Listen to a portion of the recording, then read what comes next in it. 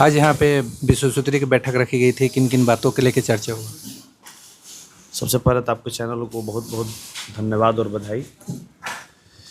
ये जो भी प्रखंड स्तरीय जो भी संचालित विभाग द्वारा जो भी योजनाएं चलती है उसकी समीक्षा बैठक कार्यक्रम कार्यान्वयन समिति के द्वारा की जाती है हर 2 महीने पे। उसको लेकर आज बैठक आयोजित की गई थी। इसमें सभी पदाधिकारी उपस्थित हुए थे। कुछ पदाधिकारी नदारद थे, कुछ कारणवश उनसे डिमांड पूछा गया है कि भाई किस कारणवश वो आज उपस्थित नहीं हो पाए थे।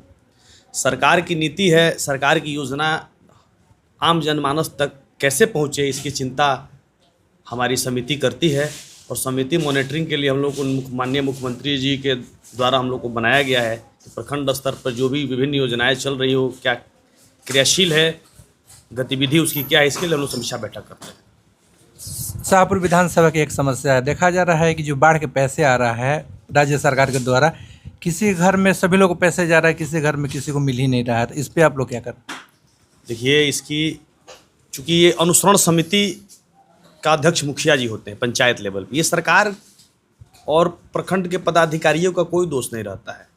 चूँकि उसके लिए एक अनुश्रवण समिति की गठन की गई जिसमें हारे हुए जनप्रतिनिधि और जीते हुए जनप्रतिनिधि को रखा जाता है।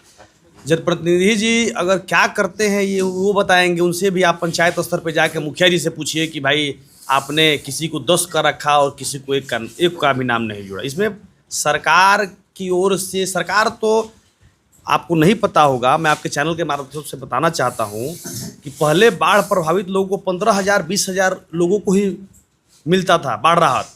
आज 50,000 लोगों को बाढ़ राहत की राशि मिल रही है।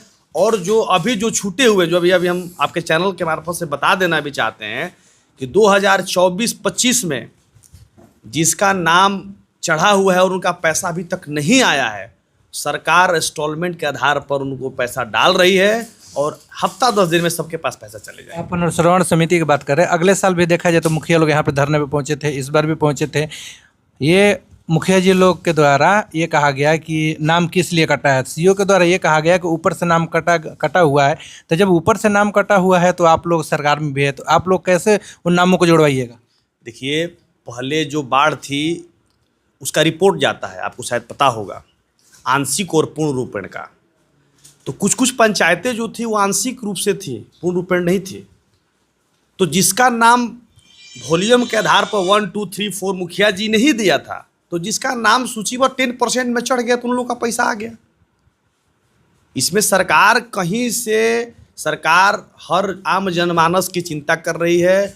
अभी बाढ़ प्रभावित जितने लोग हैं, अभी तो प्रभारी मंत्री जी कुछ विगत दिनों पहले यहाँ शाहपुर का दौरा किया था, उन्होंने कहा था कि ऐसे वंचित जो हैं जिनका नाम छूट गया है तो सरकार उसका भी स्कीम निकाल रही है कि उसका भी 10% 15% नाम जोड़ा जाएगा। अभी जो अभी जमीनिया में कटान हुआ उन लोग को जो अभी पैसा है 1,20,000 वो कब मिलेगा? उन लोग को जो ज़मीन है वो कब मिलेगा? देखिए, आपको शायद चैनल के आपको पता भी होगा, सरकार ने जिन्हें चिन्हित किया था, जिन विस्थापित जिनका घर माँ गंगा के में विलीन हो गया, उनके लिए सरकार अपने स्तर से सूची बनाई थी और सूची में कुछ लोगों का मिल गया है, कुछ लोगों का छूटा है, तो उसकी भी सरकार चिंता कर, उनका भी पैसा जाएगा। उत्तर प्रदेश में आप ही का सरकार है, बिहार में भी है।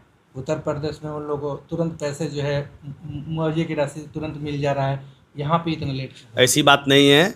एनडीए सरकार, माननीय मुख्यमंत्री जी इसकी चिंता, अपने आम जनमानस की चिंता करते हैं और उनका कहना है कि ये पूरे बिहार का खजाना आपदा पीड़ितों के लिए है और आपदा पीड़ितों के लिए में जो भी व्यवस्था सरकार की ओर से की जा रही है और दी जा रही है, आप जवेनिया में चले जाइए, सबसे पहला कि भोजन की व्यवस्था, जाके आपके चैनल ने भी वहाँ जाकर देखा होगा कि वहाँ की सरकार क्या व्यवस्था कर रही है, लोगों के रहने की व्यवस्था। आपको शायद नहीं पता होगा, पूरे बिहार, उत्तरी बिहार में ज़्यादा बाढ़ आता है। चापाकल, मैं धन्यवाद देता हूँ अनुमंडल पदाधिकारी जगदीशपुर और प्रखंड के पदाधिकारियों का कि उन्होंने मतलब डीएम साहब से, जिलाधिकारी महोदय से 1 to 1 की जानकारी देके और आपको नहीं पता होगा तो मैं आपके चैनल के मैं बता देना चाहता हूं कि 50 से ज़्यादा चापाकल वहां गड़ा हुआ है, रहने की व्यवस्था है, खाने की व्यवस्था है। उन जो सरकार की योजना है 1,20,000 जिसका माँ गंगा में विलीन हो गया गौरव आवास, उसको 1,20,000 रुपये की भी चिंता सरकार कर रही है और दी जा रही है। और जिनका नाम छूट गया है इसकी भी सरकार चिंता में, उन लोग का भी नाम चढ़ जाएगा। और एक सवाल ये है कि बहुतों को पता नहीं चलता है जिनका नाम कटा हुआ है कि कब नाम चढ़ेगा। देखिए कब आता है कब चला जाता है ये पता नहीं चलता है। देखिए त्रिस्तरीय पंचायत माननीय मुख्यमंत्री जी लागू किए थे। त्रिस्तरीय पंचायत होता है, इसमें वार्ड होते हैं, सरपंच होते हैं, मुखिया जी होते हैं। वार्ड ही नीचे से बताता है कि भैया आपका नाम चढ़ रहा है, उसके बाद सरपंच हैं, उसके बाद मुखिया जी हैं। कहाँ आपको नज़र दिखाई दे रहा है कि किसका नाम छूट गया है, किसका नाम जुड़ गया है? मुखिया जी लोग चूँकि अनुसरण समिति सरकार, चूँकि इसमें कर्मचारी न चढ़ाते हैं न पैसा देते हैं, ये अनुसरण समिति सरकार ने बनाई पक्ष और विपक्ष को लेकर। मुखिया जी इनकी चिंता करें, मुखिया जी गड़बड़ कर देते होंगे इसमें। सरासर मान लीजिए कि मुखिया जी 5-20 को जगह दे देते हैं, 2 जगह नहीं देते हैं। तो ये यहाँ पर जो बैठक एक चीज़ ये पूछना चाह रहा हूँ कि जो आज आप विश्व सूत्री के यहाँ बैठक किए थे, नियमावली है कि संबंधित विभाग के सभी पदाधिकारियों को यहाँ पे रहना है। संबंधित विभाग के पदाधिकारी यहाँ मौजूद थे? सभी थे। अंचलाधिकारी शाहपुर जो अभी हमारे यहाँ सांसद महोदय का कार्यक्रम लगा हुआ है, तो प्रोटोकॉल के हिसाब से उनको एसडीओ साहब ने उनको ड्यूटी लगाई है, उसमें वो उपस्थित नहीं हुई है। हालांकि हमने पत्रचार के माध्यम से जो भी हमारे सदस्य ने यहाँ अपने अपेक्षित टीम व्यवस्था के अनुकूल जो बात लिखवाई है, उसमें हम लोगों ने यहाँ से पत्रचार के माध्यम से उनको पूछा जाएगा कि भाई सीडीपीओ मौजूद थी? सीडीपीओ पदभार में है शाहपुर का, वो नहीं आती है। सबसे दुखद बात है कि 15 अगस्त और 26 जनवरी के दिन नहीं आती है, तो दूसरा जो क्या कहा जाए। तो क्यों आप लोग जो जिला के प्रभारी मंत्री है केदार प्रसाद गुप्ता, आप लोग यहाँ से चिट्ठी लिखकर क्यों नहीं देते? केदार प्रसाद गुप्ता जी को चिट्ठी हम लोगों ने दिया है और प्रभारी मंत्री को हमने अवगत कराई है वस्तु स्थिति से। विभाग को लिखा गया है, कार्रवाई होगी।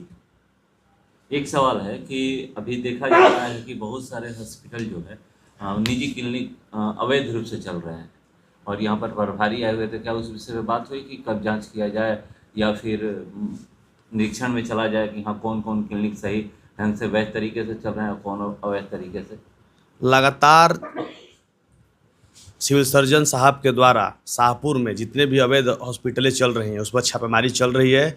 विगत दिनों कुछ हॉस्पिटल को सील भी किया गया था और आगे भी अगर इस तरह की बातें आती हैं तो उस पर कार्रवाई करवाई जाएगी।